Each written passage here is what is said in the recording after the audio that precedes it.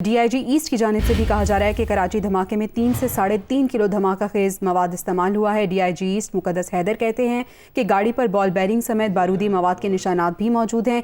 गाड़ी रोजाना की बुनियाद पर इसी वक्त आती जाती थी। बम डिस्पोजल स्क्वाड हतमी तौर पर बारूदी मवाद का बताएगा। डीआईजी ईस्ट मुकद्दस हैदर ने क्या कहा, आइए सुनते हैं। इंस्टीट्यूट के अंदर और तकरीबन 1:52 का वाक़या है। गाड़ी जब राइट टर्न कर रही थी उस वक्त ये धमाका हुआ है उसके राइट साइड पे। अब ये किस टाइप का धमाका था वो बीडी क्लियर करेगी, कितना एक्सप्लोजिव था।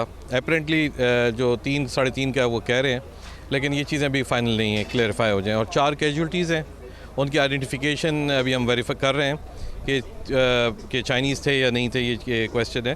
तो वो एक दफ़ा आइडेंटिफाई हो जाते हैं तो हम आपको कल गाड़ी इंस्टीट्यूट है, आप यूनिवर्सिटी के अंदर हैं, हॉस्टल से आते रहते हैं। तो अब हम इनकी रूटीन चेक कर लेते हैं, किस टाइम पे आना होता है, किस टाइम पे जाना होता है।